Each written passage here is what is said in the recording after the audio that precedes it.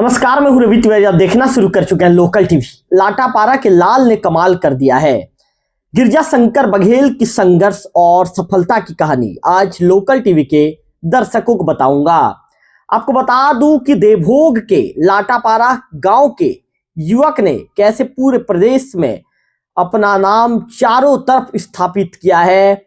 कैसे शांत साधारण रहने वाले एक युवक ने अपने सपनों को उड़ान के रूप में भरा। आज सपनों में पंख लग गए हैं और उसने उड़ान भरना शुरू कर दिया है। कैसे गिरजा शंकर ने अपने आप को साबित कर दिखाया कि यदि आपके अंदर कुछ कर गुजरने का जुनून हो, चाहत हो, तो निश्चित तौर पर एक दिन सफलता आपके कदम चूमती है। आपको बता दूं कि कहते हैं सपने बड़े हो तो रास्ते भी अपने आप बन जाते हैं, लेकिन कुछ रास्ते ऐसे भी होते हैं जो संघर्ष की आग से जलकर फिर सफलता में बदलते हैं।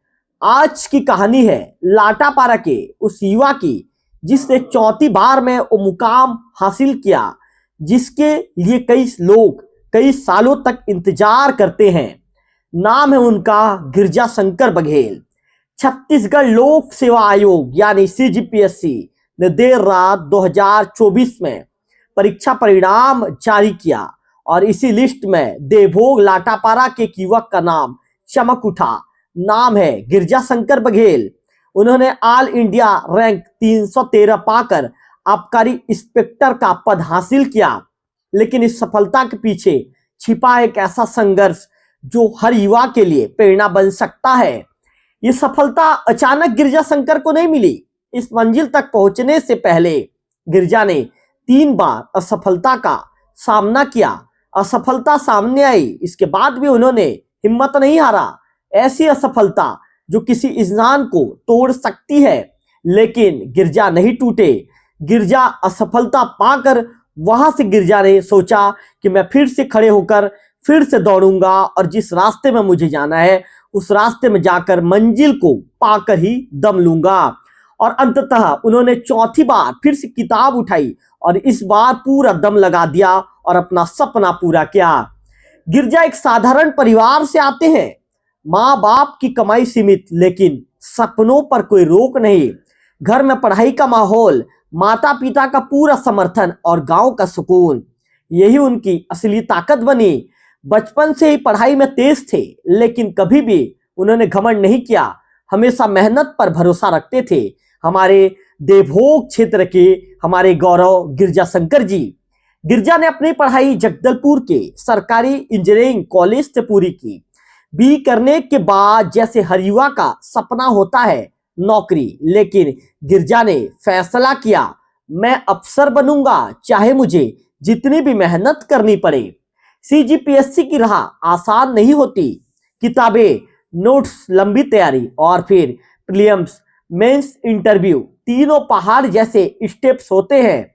गिरजा ने 1 साल तक कोचिंग की, लेकिन बाद में फैसला किया कि वह सेल्फ स्टडी करेंगे। साल दर साल परीक्षा दी। पहले प्रयास में असफल हुए, दूसरे में भी बात नहीं बनी, तीसरे में उम्मीद टूटी, लेकिन गिरजा का हौसला नहीं टूटा और अंततः फिर आया वो दिन, चौथा प्रयास। इस बार वे पहले से ज्यादा पक्के इरादे के साथ मैदान पर उतरे। दिन रात पढ़ाई की, सोशल मीडिया से दूरी बना ली और लक्ष्य सिर्फ उनका एक ही था, इस बार करना है और किसी भी हालत में करके दिखाना है। गुरुवार की देर रात जैसे ही CGPSC ने परिणाम जारी किए, गिरजा के ने धड़कते दिल से लिस्ट खोली। नाम दिखा Girja Shankar Baghel, rank 313, excise inspector. वो पल जिसे शब्दों में बताया नहीं जा सकता। खुशी, आंसू, गर्व, घर में जश्न, परिवार में खुशी का ठिकाना। निश्चित तौर पर गिरजा का कहना है कि मेहनत कभी बेकार नहीं जाती। बार बार असफल होना बुरी बात नहीं, हार मान लेना बुरी बात है।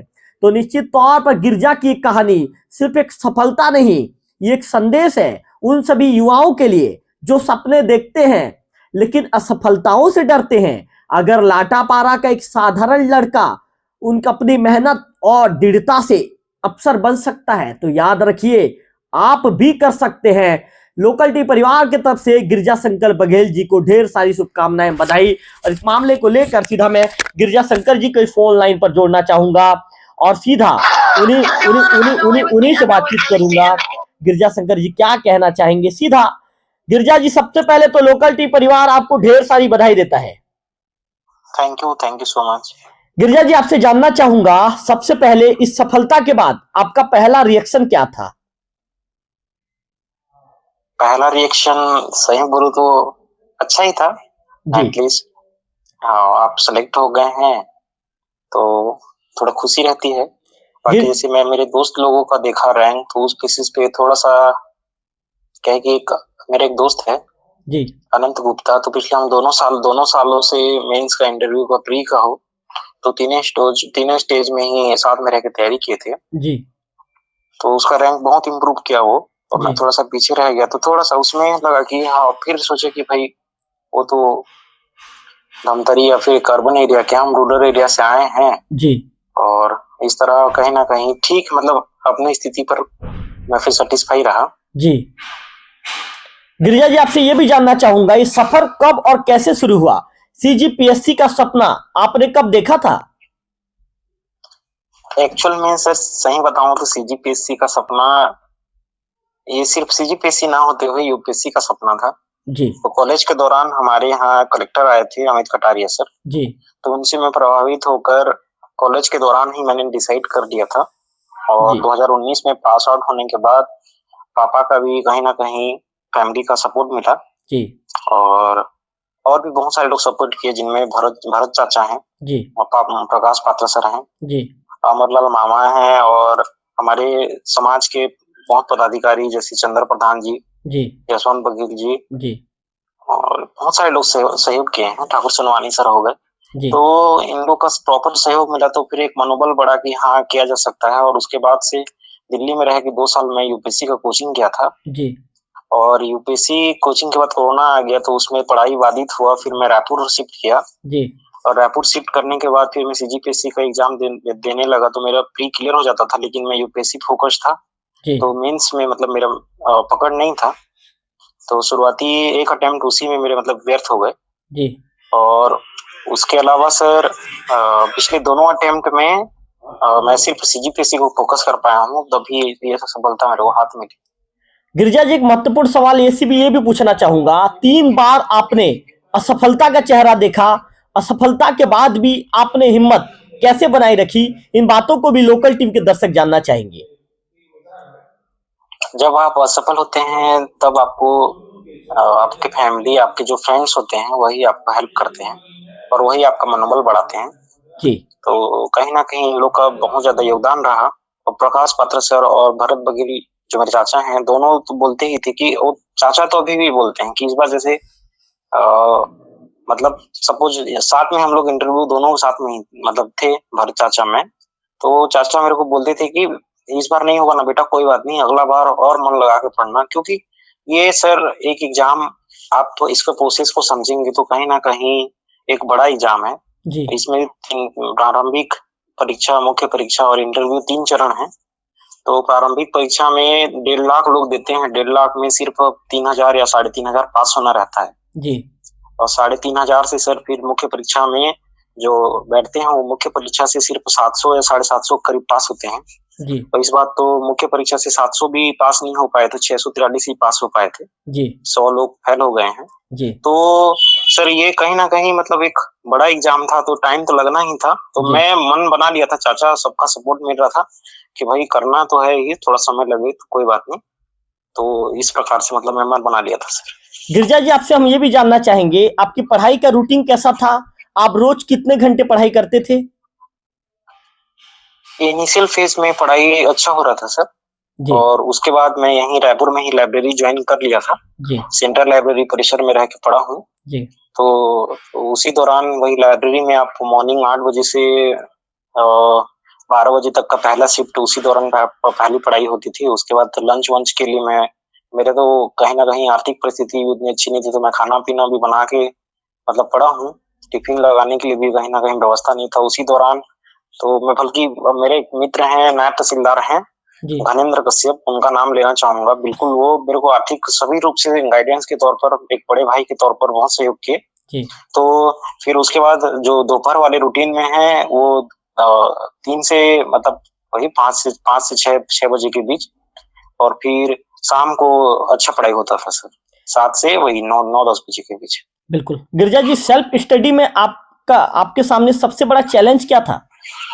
सेल्फ स्टडी में सबसे बड़ा चैलेंज होता है सर नोट्स मेकिंग। सीजीपीएससी का जो एग्जाम है, इतने कंपटीशन है, तो आपको नोट्स प्रॉपर होना बहुत जरूरी रहता है। जी क्योंकि मैं हिंदी माध्यम में पढ़ा हूँ और ये इंग्लिश माध्यम में मतलब मैं एग्जाम दिया हूँ, और यूपीएससी का तैयारी ही आईएएस बनने की चाह थी, तो यूपीएससी को इंग्लिश में ही किया था, तो इसको भी इंग्लिश माध्यम में ही मैंने जारी रखा। तो कहीं ना कहीं नोट्स बनाना सेल्फ स्टडी में एक बहुत ही चुनौती रहता है, जी क्योंकि सेल्फ स्टडी में आप बहुत सारे विषयों का पढ़ना चालू कर देते हैं, जो काम के चीज नहीं रहते हैं उनको भी आपको पढ़ना पड़ता है। जी।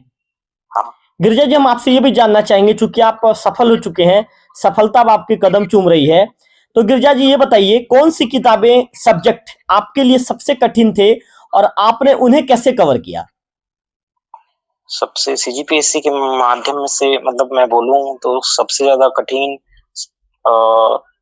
समाज शास्त्र, जी दर्शन शास्त्र। जी हाँ जी। और यही दो सब्जेक्ट, और ये एक्ट वैक्ट से रिलेटेड कुछ कुछ सब्जेक्ट है जो थोड़ा सा कठिन लगते हैं। जी तो इनके लिए जो कोचिंग के मटेरियल्स हैं तथा यूट्यूब के जो बहुत सारे वीडियोस हैं, उन पर मैंने बहुत ज्यादा डीप रिसर्च किया और अपना एक अंडरस्टैंडिंग डेवलप किया। जी। उसके तत्पश्चात एक क्लियर अंडरस्टैंडिंग और मैं अच्छा मार्क्स इसमें गेन करने लगा। गिरिजा जी, इंटरव्यू की तैयारी आपने कैसे की? ये आपका दूसरा इंटरव्यू था या आपका तीसरा था, चौथा था? चूंकि आपका चौथा इंटरव्यू था, तो पहले और अब में आपको क्या फर्क रहा, क्या फर्क दिखा आपको? सब ये मेरा चौथा मेंस है और दूसरा इंटरव्यू था सर। जी, दूसरा तो दूसरा इंटरव्यू। जी इंटरव्यू में ये है कि पहले मैं झिझक था। जी पिछली बार जब मैं बोर्ड में गया था, तो बोर्ड में एक मेंबर थी, वो मेरे को बोली कि बेटा, अब उनका पहला क्वेश्चन था कि हमारे जिला के, गरियाबंद जिला के कलेक्टर और एसपी कौन है। जी पहले एसपी के नाम के पूछे तो मैं बता नहीं पाया, जी तो मन में थोड़ा सा डर दिखा उनको। तो मैडम जो बोली कि मत डरो बेटा, पहला इंटरव्यू है, पानी पी लो, फिर मैं उनको रिप्लाई ही नहीं कर पाया। जी तो कहीं ना कहीं एक डर और झिझक था। इस बार के इंटरव्यू में डर और झिझक अ, उसको मैं कहीं ना कहीं कम कर पाया हूँ। निश्चित तौर पर उसमें विजय हासिल की है मैंने। जी तो इसी कारण मेरे इंटरव्यू में मार्क्स भी इंक्रीज हुए हैं। जी बिल्कुल। गिरिजा जी, कठिन समय में आपको किसने सबसे ज्यादा सपोर्ट किया? कठिन समय में भरत चाचा, वो मेरे बहुत ज्यादा सपोर्ट किए हैं फैमिली के अलावा। जी भरत बघेल जो है, और सही मायने में देखा जाए तो ये रिजल्ट मेरा नहीं है, बल्कि भरत बघेल मतलब मेरे जो चाचा हैं उनका भी महत्वपूर्ण योगदान है। भरत बघेल जी ने कैसा सपोर्ट किया, क्या लोकल टीवी के दर्शकों को बताना चाहेंगे?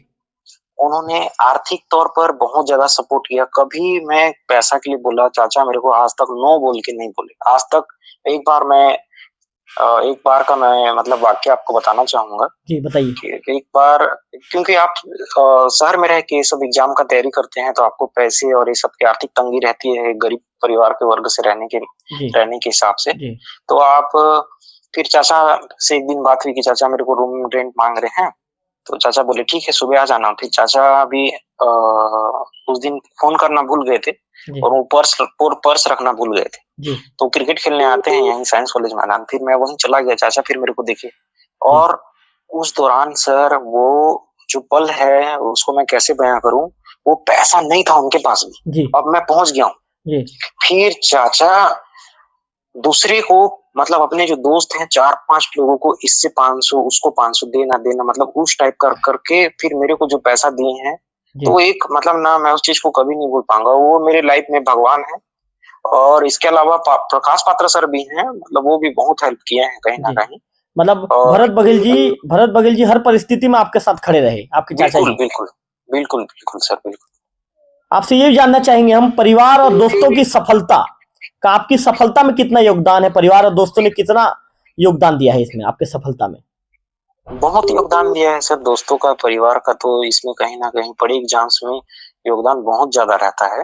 निश्चित तौर पर देखा जाए, जैसे मैंने पहले ही घनेंद्र कश्यप के बारे में कहा, तो जब मैं पिछले साल के मेंस दे रहा था, तब मैं घनेंद्र को बोला कि भाई मेरे को यार खाना पीना नहीं बनाना है, तो तू मेरे को पैसा दे देना। तो मैं जी। जब एक फोन करता था 15 सेकंड में मेरे खाते में 2,500 रुपए डल जाता था।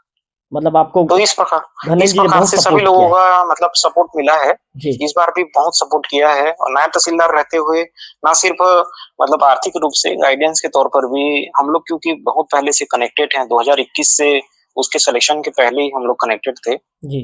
तो उस दौरान होपफुली 2022 में ही मेरा भी हो जाता, जी। लेकिन मेरी दादी माँ का तबीयत बहुत ज्यादा खराब हो गया। फिर मैं उनको एम्स ये सब में थोड़ा सा कहीं ना कहीं घरेलू जो आपकी उत्तरदायित्व रहती हैं जी। उनके निर्वहन में अपना समय दे नहीं पाया। फिर 2023 में एसएससी सीजीएल आ गया। तो मतलब इस प्रकार के बहुत सारे कठिन टाइम गुजरे हैं। मतलब तो उस टाइम आपने कई तरह की परिस्थितियां इस दौरान देखी है आपने। बिल्कुल सर, बिल्कुल। आपसे ये जानना चाहेंगे, चूंकि आप 3 बार असफल हो चुके थे, असफलता का आपने चेहरा देखा था, तो उस दौरान ऐसी कौन सी बात थी जो बात आपको अंदर से मजबूत करती थी? कौन सी बात ने आपको संभाला? एक बार क्वेश्चन रिपीट करेंगे? मैं आपसे ये जानना चाहूंगा, चूंकि आप 3 बार असफल हो चुके थे, 3 बार आपने असफलता का चेहरा देखा था, तो आपको अंदर से कौन सी ऐसी बात झकझोरने का काम करती थी? कौन सी ऐसी बात आपको मजबूत करती थी अंदर से? सर इस बार के मेंस जब दे रहा तब मन में था, एक विक्रम दौरा सर हैं प्राइमरी के टीचर, जब पिछले ही साल में हमारे गांव का एक टीचर हैं खिलावन ध्रुव जी, तो उनके यहाँ गया था। फिर वो बोले कि विक्रम दौरा सर किसी दूसरे के लिए व्हाट्सएप ग्रुप में नहीं लिखते लेकिन तुम्हारे लिए लिखे थे।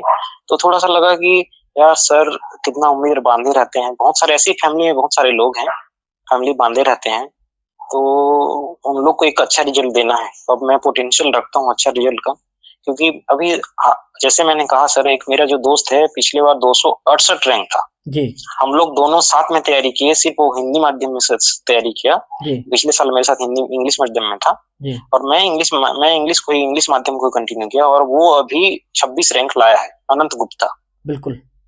तो सर वो मैं देखा हूँ कि पोटेंशियल तो है। तो ये जो इन लोगों का मेरे ऊपर विश्वास है वो मेरे लिए, और पापा के साथ बीच बीच में जो भी बातचीत होता रहता था, घर की परिस्थिति, ये सब तो कहीं ना कहीं मोटिवेशन बनती है। आप गरीब परिवार से जुड़े रहते हैं तो आप चाहते हैं कि भाई जल्दी से जल्दी जो भी आपने लक्ष्य हासिल किया है उसी लक्ष्य में और एक कुछ अच्छा मिल जाए, क्योंकि अभी हमको यहीं रुकना नहीं है, आगे चल के डिप्टी कलेक्टर, फिर आपको मतलब आईएएस की सफर भी है जी। और मैं आपको आपको बताते हुए यह मेरे को हर्ष हो रहा है।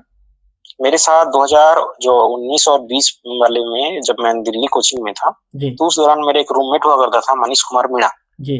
तो वो भी 4 बार यूपीएससी में लगातार मेंस एग्जाम देते हुए इस बार वो सफल हुआ है और आईएएस बना है। अरे बधाई के पात्र हैं मनीष कुमार मीणा जी। जी।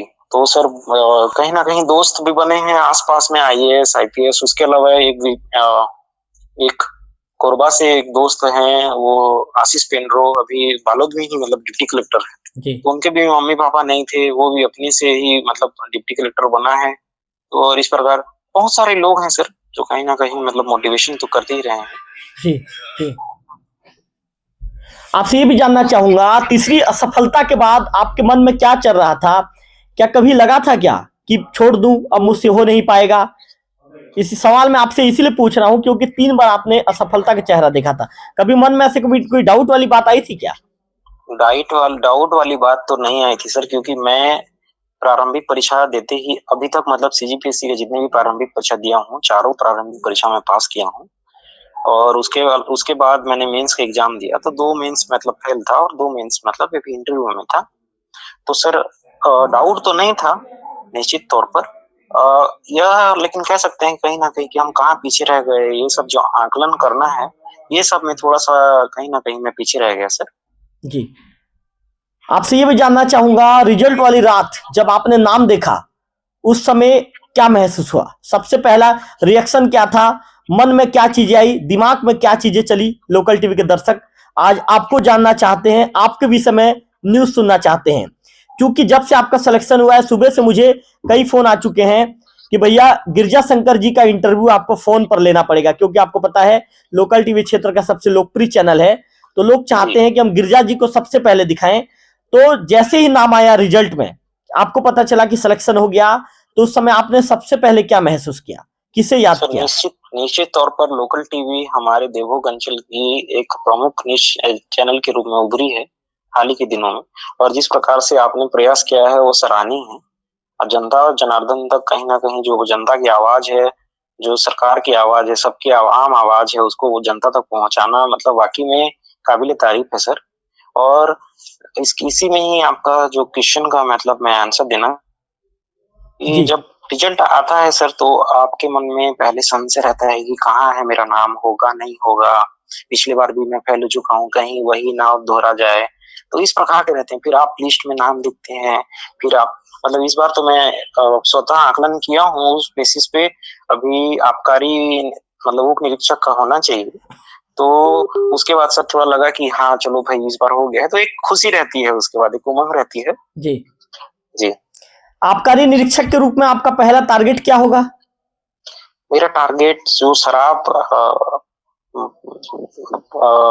इसके जो इलीगल चल रहे हैं सर काम, जी उन पर मैं टारगेट करूंगा, ताकि भाई शराब जो नशाखोरी है सिर्फ एक आदमी से जुड़ा हुआ नहीं है, वो परिवार से जुड़ा हुआ है, और इस प्रकार परिवार से जुड़ा हुआ वह समाज से जुड़ा है, और यह अल्टीमेटली सर पूरा देश को मतलब बदलने की मतलब कहीं ना कहीं एक ना एक राह है बोल सकते हैं आप। तो शराब को इसका मिसयूज ना हो, इसके गलत तरह से कहीं ना कहीं इन सभी का मतलब जो मादक पदार्थ हैं इनका सेवन ना हो। गिरजा जी गलत चीजों को कभी बर्दाश्त नहीं करेंगे एक अधिकारी के रूप में?